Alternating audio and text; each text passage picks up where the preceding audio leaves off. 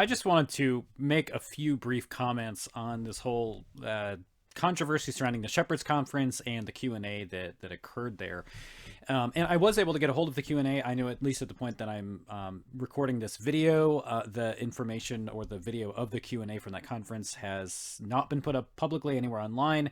It was live streamed. It's been taken down. Phil Johnson gave an explanation for that. I don't know at this point if it's really going to be put up publicly. I think that it may be a decision that's made by some of the panelists to hide that discussion just because of the nature of it. It was a hostile conversation, kind of a strange thing to happen at that particular conference. So I just want to give a few brief thoughts on that as I have watched it at this point. So if you're not familiar with the Shepherds Conference and what this whole controversy was about, I'll just kind of give you the very, very brief rundown. This is John MacArthur's conference. It's something that's hosted every year. There are a number of people that tend to return to these things. So Phil Johnson is a big, working with John MacArthur, he's a big part of this.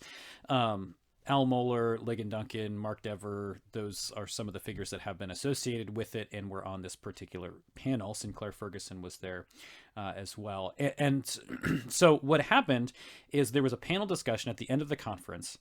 And within that panel discussion, Phil Johnson, who was interviewing all the presenters, who was hosting this panel, he asked questions about social justice. And specifically, he was asking questions about the statement on social justice in the gospel, which he was a part of. I believe he was one of the drafters of the statement.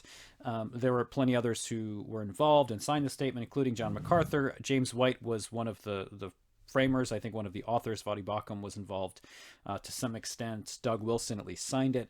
But these are all individuals that have at least promoted the statement, whether or not they were involved in writing it. I'm not sure that information was released exactly who wrote what. But nonetheless, the point is the statement came out, which was a statement on social justice and the gospel. And it was a kind of confessional refutation of the social justice movement and the emphasis on social justice that is popular culturally speaking, but also within the world of evangelicalism.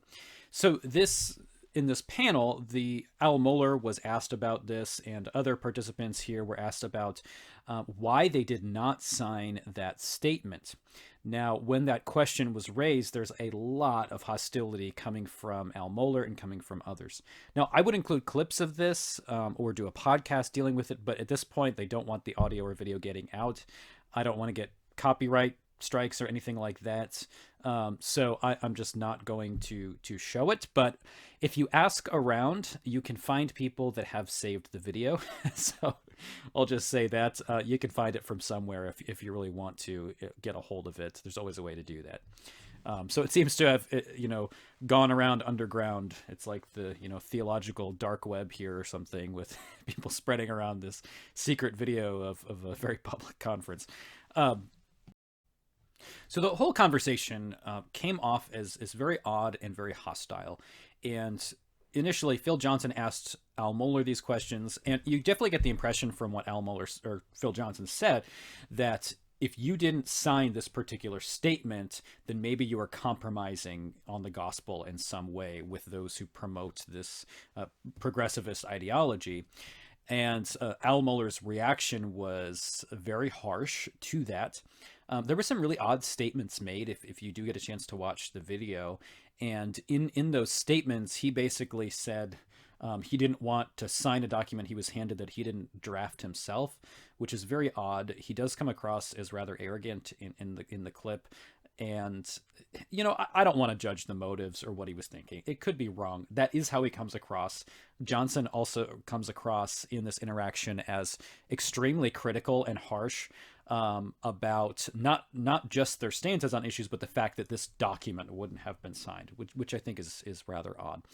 So the whole thing, I think, is emblematic of the divides that we have right now in the church over these social justice issues, and emblematic of even those who are on the same page theologically and even in a lot of ways ideologically with these broader issues. Now you have a panel of a bunch of individuals who all have the same basic convictions about things, but they're being divided against one another over this document that they wouldn't, that some of them wouldn't sign. The majority of the people on the panel wouldn't sign. And this of course leads to all the discernment ministries and everybody to go crazy and call everyone a heretic, because that's just how we do things in the church today. So it's very strange. But so I have some thoughts, just in general on this statement on social justice and these conversations. And I did a whole program on the statement on social justice, and I reviewed the whole thing.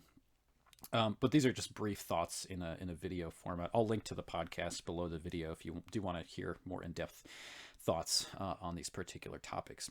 One of the things that I really that is endlessly frustrating about these conversations is progressive ideology becomes so broad and big that so many things are kind of shoved into that, so that when progressivism or social justice is condemned, it's in some sense condemning things that may be good. There's no attempt, in other words, to separate out different aspects of where we're at culturally, and where the woke, or whatever term you want to use, where those movements, where they differ on various points. Because on the one hand, they're talking about race issues and they're talking about sexual abuse issues, which the church should care about and talk about.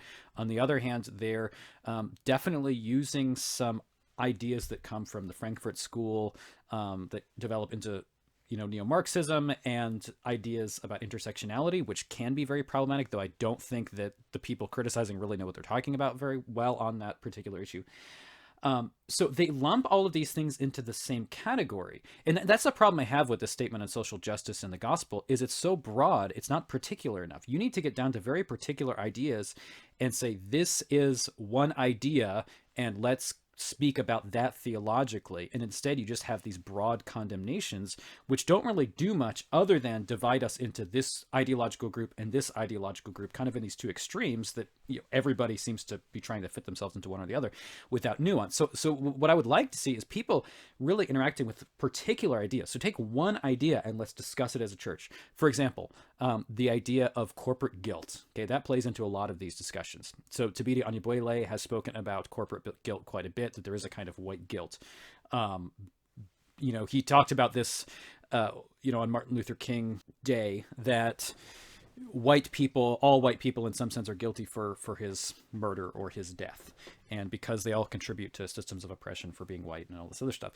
I think that's hugely problematic. But why don't we take that idea and examine that idea, and another idea, and then examine that idea, and speak about these things separately instead of lumping everything together.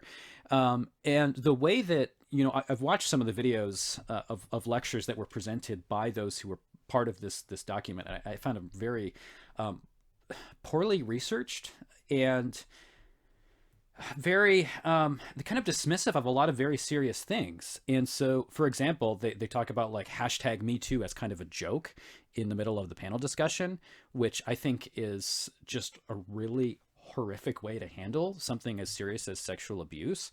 So if you think, the Me Too movement is problematic for various reasons, and you think certain things about it are problematic, then speak about those things. But if you're just going to kind of insult the whole movement and throw it under the bus, does that mean you're also saying that the sexual abuse issues aren't real and don't matter? Because through the Me Too movement, whatever you think about all the particulars that have happened because of that, it certainly has revealed some real sexual abuse issues, and you don't want to defend that, right? So let's not condemn the entirety of these movements or of these ideas.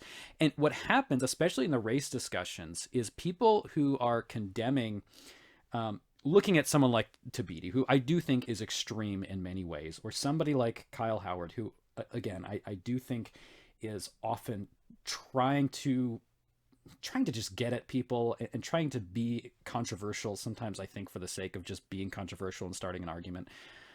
But individuals like that are condemned, but then along with that, the people who are condemning those things give the impression that, racism doesn't really exist.